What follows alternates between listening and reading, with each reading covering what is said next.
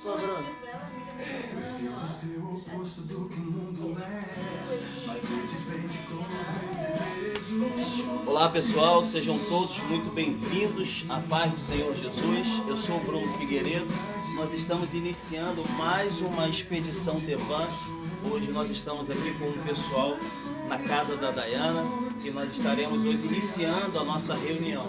Nós vamos estar falando um pouquinho sobre a ordem da estrutura da família estabelecida por Deus na palavra. O texto base que nós vamos usar é lá em Gênesis capítulo 3, versículo 6, e também depois nós vamos acompanhar um pouquinho com Paulo, que ele vai dizer lá em 1 Coríntios capítulo 11. Digão, mostra um pouquinho aí pro pessoal como que tá o clima aqui do Tevã, expedição, todo mundo assim, ó, expedição Tevã! Uhul! Valeu. Pessoal, vocês que têm a Bíblia nas mãos aí, se puder, pega, abra comigo lá em Gênesis, no capítulo 3, versículo 6. Digão, vamos acompanhar o texto, Digão? Esse aqui é o Rodrigo hoje está com o meu cameraman. Vamos lá.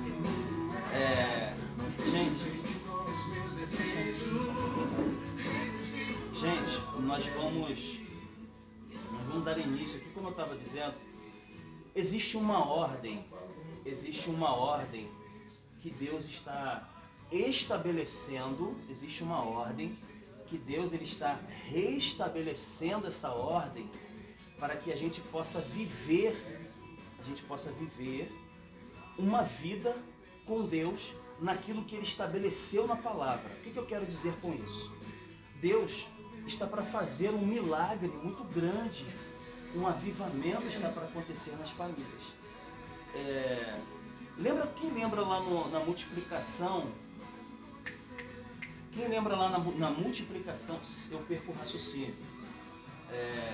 Gente, vamos orar para que a gente possa estar com a nossa mente fixa, porque senão não vale a pena o investimento de estar aqui e a gente perde o tempo naquilo que nós estamos fazendo, amém?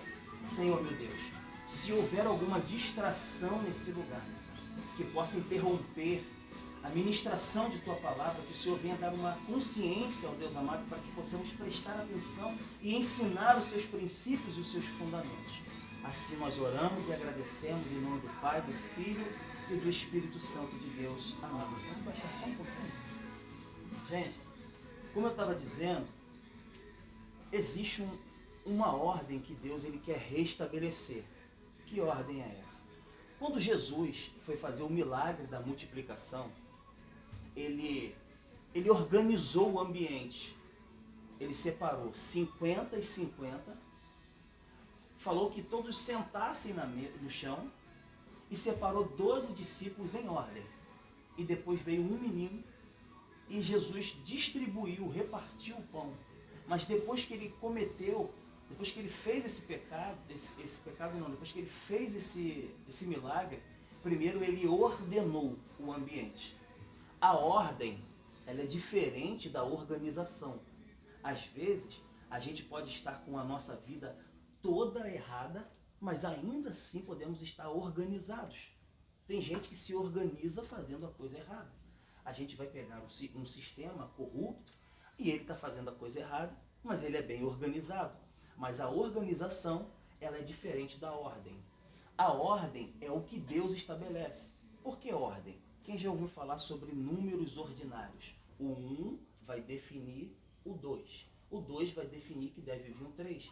Então a ordem que Deus estabelece é quando Ele determina o que vem agora e o que vem depois, o que vem depois, o que vem depois. Então Deus está trazendo para nós uma capacidade da gente estabelecer a estrutura da nossa família com a ordem pelo qual Ele estabeleceu na sua palavra. E qual era a ordem que foi estabelecida por Deus? O que Deus vai criar? Deus ele vai criar o Éden, o jardim. Quem lembra disso? Quando ele cria o Éden, ele começa a fazer a criação dele. Ele vai criar a árvore, ele vai criar os peixes, ele vai criar as aves, as bestas feras e depois ele vai criar o homem. Quando ele cria o homem, ele vai se comunicar com o homem. Então toda a criação de Deus, ele vem trabalhando para que o ápice da sua criação venha sofrer uma atualização onde a comunicação seja o principal momento que ele quer. Então toda a evolução que Deus está te chamando, todo esse progresso que você e eu estamos vivendo com Deus, é para que a gente viva uma vida com Ele, que a gente possa ter acesso a uma comunicação onde você não precisa de mais ninguém para falar com Deus. Por quê? Porque Ele quer trazer você e eu para uma evolução, onde o final dessa evolução é Ele se comunicar com você. Está dando para entender? Então quando Deus cria as árvores, depois Ele vai criar o peixe, olha o nível de compreensão. Quando você joga uma pedra na árvore, ela sai do lugar? Não. Mas quando você vai jogar uma pedra no peixe, o peixe sai do lugar. Ou seja, a árvore tem um nível de compreensão menos evoluído que o peixe. E a segunda espécie que Deus vai criar é o peixe. Olha como que ele vem trazendo a criação dele para um nível maior de compreensão. E a outra espécie que ele vai criar são as aves. Então, aves, elas capturam peixes. Quer dizer, então, que se a ave vai pegar o peixe, a ave ela tem um nível de compreensão maior do que o peixe. E o peixe tem um nível maior de compreensão do que as árvores. Olha como que Deus vem aumentando o nível de compreensão. Para quê? Para que ele venha se comunicar com a criação pelo qual ele fez. Depois ele vai criar as bestas feras. Depois ele vai criar os animais que possam ser domesticáveis. E por fim, ele vai criar o homem. Quando Deus acaba de fazer o homem, a Bíblia vai dizer que Deus visitava o homem todas as tardes. Para quê? Para falar com ele, não é isso? Então toda a evolução que Deus está fazendo com nós é para que nós possamos ter um acesso a ele, para a gente ter uma comunicação. Então a ordem do Jardim do Éden era estabelecido como Deus falando com o homem, onde a palavra de Deus era o alimento para o homem. Quem é que depois Deus vai criar? A mulher. Então a gente vai ter o primeiro modelo de estrutura familiar, que é dois homens, um homem e uma mulher, dentro de um lugar onde Deus alimenta o homem e o homem vai alimentar a mulher e eles vão viver em harmonia. Quando eu digo que eles vão viver em harmonia, alguém já viu algum relato de que Adão e Eva sofriam ou se eles tinham uma vida ruim enquanto viviam dentro do jardim? Não. O relato na Bíblia de que Eva e Adão vão viver uma vida ruim é quando eles saem do jardim. Então a vida entre um casal não tem a ver entre as pessoas, e sim no ambiente em que eles estão convivendo. Se você e eu estivermos com os nossos cônjuges, vivendo em um ambiente com Deus, nós nunca vamos ter problema. Então às vezes a gente acha que o problema está entre nós dois. Não, está entre o ambiente que nós estamos convivendo. Então o grande segredo é trazer a família para o ambiente de convívio com Deus. Então a estrutura de família era Deus alimentando o homem alimentando a mulher. Não temos uma ordem? Agora a gente vai ler um texto que a gente vai ver uma disfunção nessa ordem. O que é uma disfunção? É quando algo está funcionando muito bem e aquilo perde a capacidade de funcionar. Então não funcionava desse jeito? Deus alimentando o homem e o homem alimentando a mulher? A disfunção vai acontecer ao contrário. E a gente vai ver o que aconteceu na disfunção dessa ordem que mexeu com toda a estrutura familiar e que possivelmente ainda é a nossa queda dos dias de hoje ainda. Gênesis no capítulo 3, versículo 6 diz assim: E vendo a mulher que aquela árvore era boa para se comer e agradável aos olhos e árvore desejável para dar entendimento.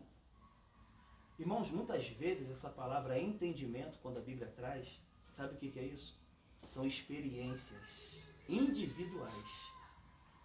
Então quando Deus fala assim, quando Paulo fala assim, eu oro para que vocês ouçam a palavra de Deus, mas que vocês tenham entendimento, Paulo está querendo dizer o seguinte: olha, eu estou explicando a palavra de Deus para vocês, mas eu quero que vocês busquem experiências individuais com Ele. Então quando diz aqui, aos olhos a árvore desejável para dar entendimento, tomou do seu fruto e comeu. deu também ao seu marido e ela comeu. A pergunta é, quem é que deu a comida para a mulher comer naquele jardim? Quem é que fez essa tentação? Quem é que ofereceu à mulher a comida? Alguém aqui lembra ainda? Quem é que fez a mulher comer o fruto que não era para comer? Muito bom. Então a gente vai ver a ordem de Deus estabelecida no seguinte. Deus alimentando o homem e agora o homem alimentando a mulher. Quando a gente vê em Gênesis agora, então foram abertos os olhos de ambos e conheceram que estavam nus e cozeram folhas de figueira. A mulher, ela recebe a comida da serpente e depois ela vai dar a comida para quem? Para o marido. Então, aquilo que era uma ordem estabelecida, Deus alimentando o homem alimentando a mulher e a mulher alimentando os filhos, passa a ser o contrário. A serpente alimenta a mulher alimenta o marido. Então, essa é a disfunção que acontece no Éden, que nós vivemos até hoje. Quando a gente fala que a mulher, ela comeu o fruto da serpente, significa que aquela mulher já não estava recebendo mais o alimento do marido. Por quê? Porque o marido já não estava recebendo mais o alimento de Deus. Então, quando a mulher, ela para de receber o alimento do marido e vai buscar um alimento na serpente, a serpente é o símbolo do desejo. A serpente é o símbolo do pecado. A serpente é o símbolo da cobiça. A serpente, ela é o símbolo da obstinação por coisas que nos preenchem as vontades da nossa vida. Então, quando a gente vê uma mulher no jardim do Éden se alimentando de uma serpente, significa que ela não está recebendo o alimento devido do seu próprio marido. Está dando para compreender aonde que acontece a disfunção dentro de uma família?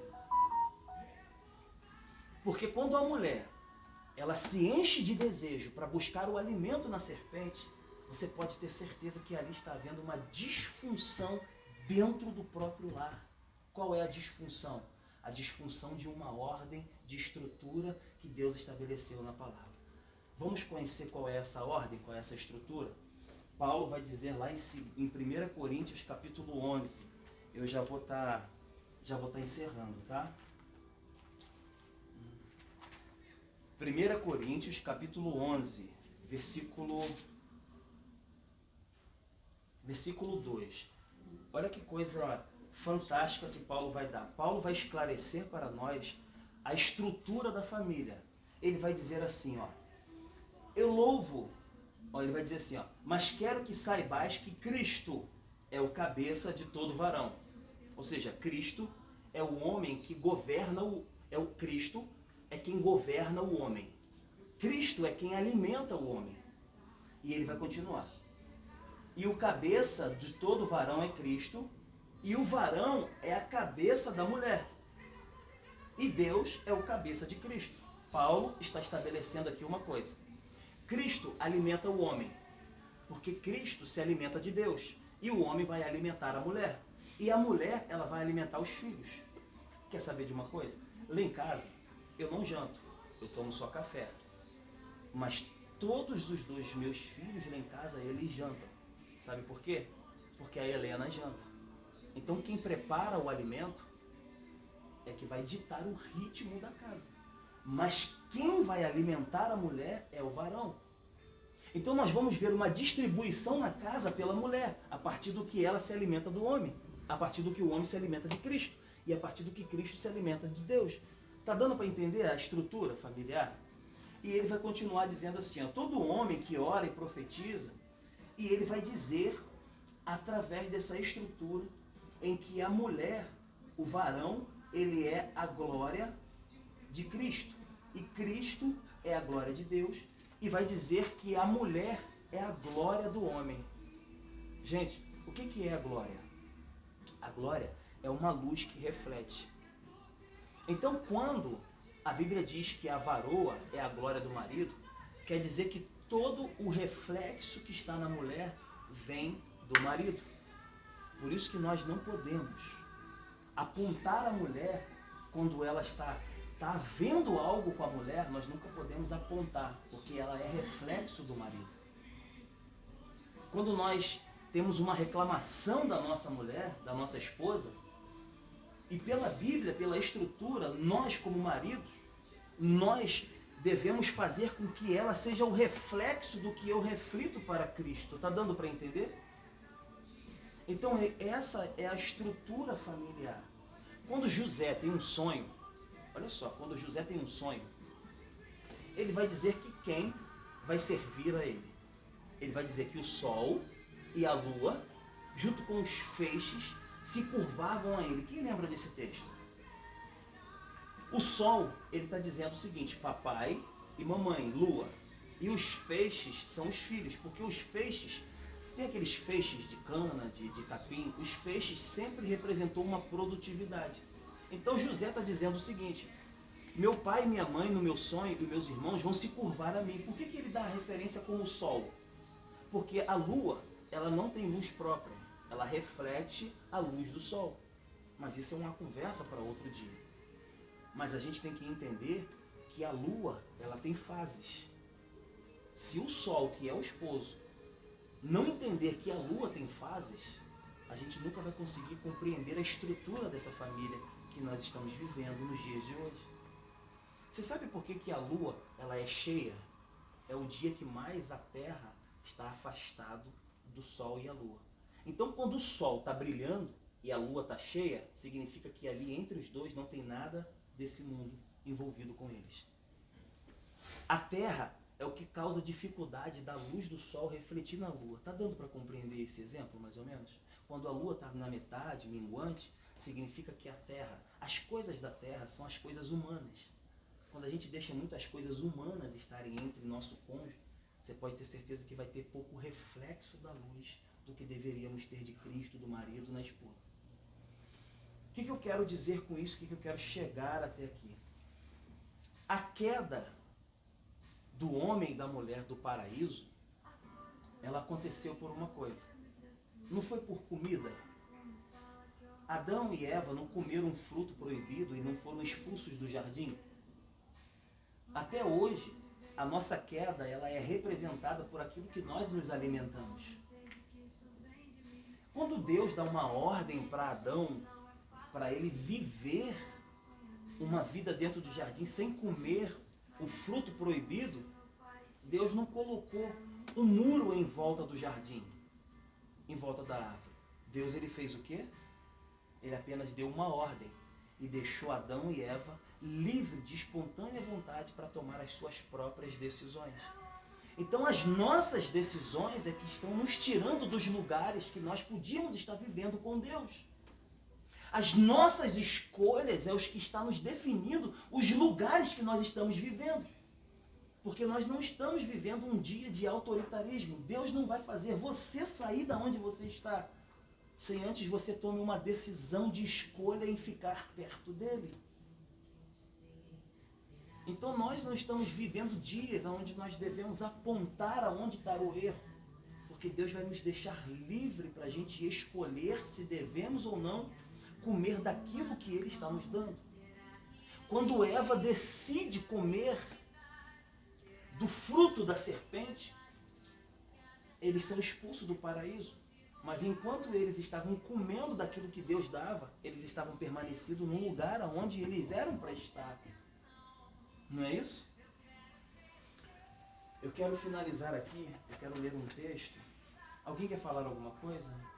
Eu já estou finalizando, tá, mãe? Você já está até... Eu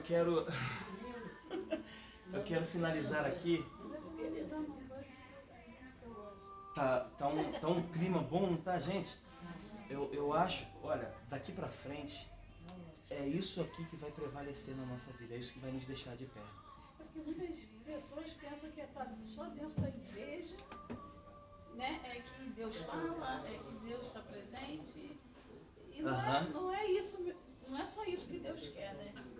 Eu acho que é mais exatamente isso. Que ele está falando, né? Não precisa estar lá dentro da igreja. Não tem que ser aquela coisa religiosa demais ali dentro da igreja. E sim, está perto de Deus. A escolha tem que ser... Não, o que você está falando é o seguinte: ensinaram para nós o cristianismo da religião, mas isso nos afastou do cristianismo do Cristo. O cristianismo do Cristo sempre foi sentar numa mesa e se alimentar enquanto falava do Pai. Esse sistema, não tenho nada, eu amo estar na igreja, eu amo a igreja, eu amo estar lá naquele prédio. Mas Deus, ele está nos trazendo a um propósito original. Sempre teve um modelo original, irmãos. Sempre teve um modelo original. Sempre quando alguma coisa falhou, Deus falou assim: olha, não era assim que vocês foram ensinados. Então sempre teve um propósito original. E Deus, ele está fazendo isso conosco. Ele está nos trazendo para um propósito onde tudo era para ser como Deus estabeleceu. Se tem uma coisa que nós vamos fazer nesses dias, é receber de Deus as medidas exatas para nós fazermos aquilo que Ele estabeleceu. Nós vamos, esses dias foi quando? Foi há 3 semanas atrás, né, Lídia? A gente conversou lá na sua casa sobre viver os dias de Noé.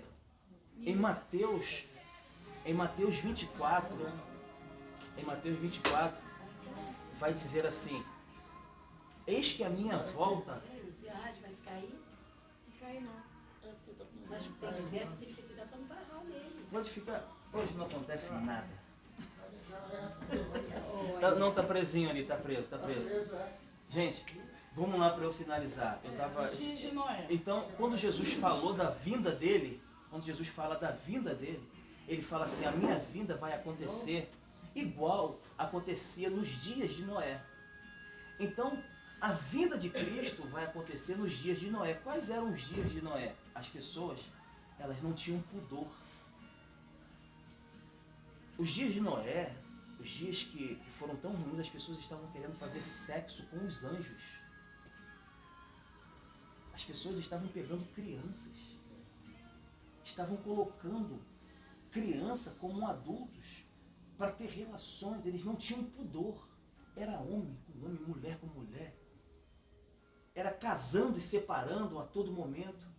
Gente, olha em nossa volta. Eu não quero ser preconceituoso, mas eu estou dizendo que a Bíblia aponta que Jesus disse: eu voltaria nos dias de Noé. E nós não podemos nos enganar que a época em que Deus trouxe o dilúvio foi uma época onde as pessoas estavam vivendo uma vida dissoluta. Então, olhando em nossa volta, não tem algo profético acontecendo que aponta que possivelmente nós estamos vivendo o dia de Noé? E quais são os dias de Noé? Os dias onde Deus está prestes a destruir tudo. E ele faz uma visitação para Noé e fala assim: Noé, eu vou destruir o mundo, mas eu quero que você prepare algo para mim, para que você salve a sua família. Mas você vai salvar a sua família com as medidas exatas que eu vou te dar. Deus vai dar um papel, um projeto para Noé, dizendo: sabe o quê? A arca que você vai construir vai salvar a tua família. Eu quero que você construa na medida que eu vou te dar. Então, os dias que nós estamos vivendo são dias onde a gente vai receber uma visitação de Deus, onde cada um que tem um compromisso com sua família vai receber de Deus a instrução de como construir algo para salvar a sua família. É pai salvando seus filhos e sua esposa. É pai salvando seu filho e suas esposas. E você acha que aonde é que ele vai nos dar essa estrutura? Porque ele é bem claro para Noé. Ele diz assim: Noé, eu quero que você construa algo para você salvar a sua família. Se cada pai se reposicionar e construir algo para Deus e salvar a tua família, você acha que a humanidade não vai ser salva? Então, quando nós falamos dessa salvação, nos dias de Noé, é um reposicionamento de um pai, onde Deus quer que esse pai receba dele uma medida para construir para a sua família algo que possa ser salvo. Irmãos, eu vou finalizar aqui com um texto que está lá em Êxodo, capítulo 8. Aí eu vou ler do versículo 8, 9 e 10. Esse texto, ele fala muito profundo comigo. A epígrafe do texto, ele é assim, ó, o título: A Praga das Rãs. Essa é a segunda praga que Deus vai trazer ao Egito, para que Faraó o príncipe, o rei do Egito, libertasse o povo de Israel.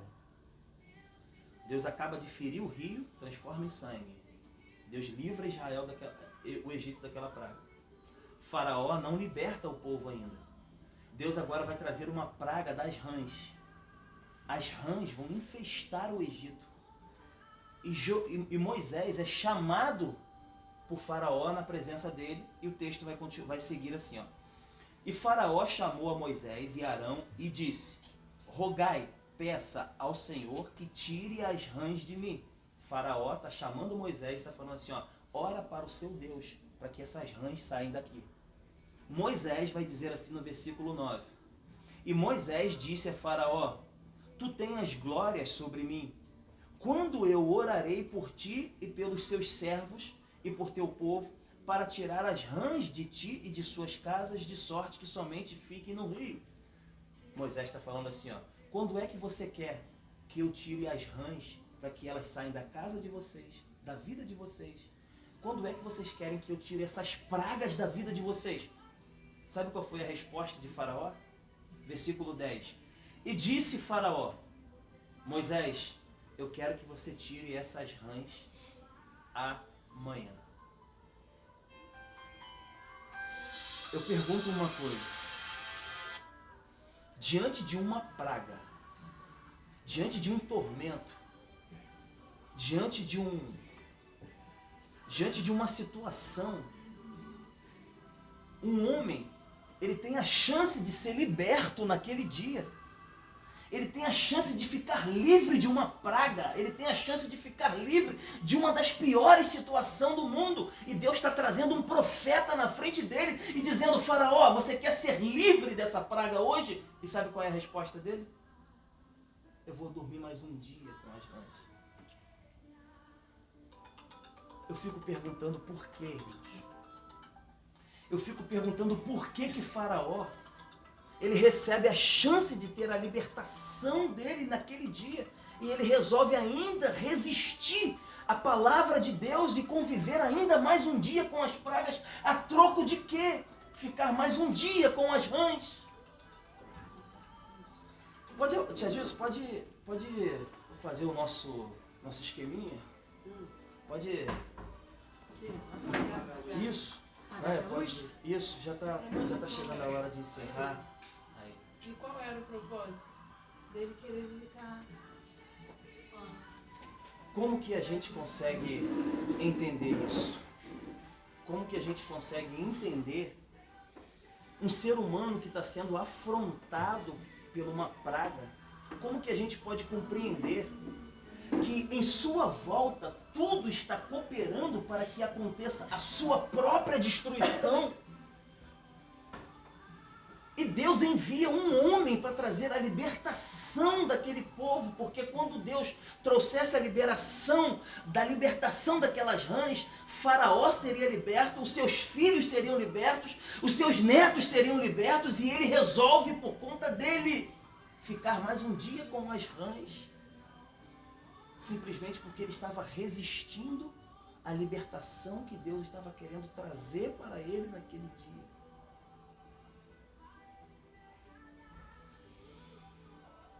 Irmãos, eu não sei o que nos faz ainda resistir e querer passar mais uns dias com as rãs. Pode soltar o som. Eu não sei o que faz a gente ainda passar mais um dia com as rãs.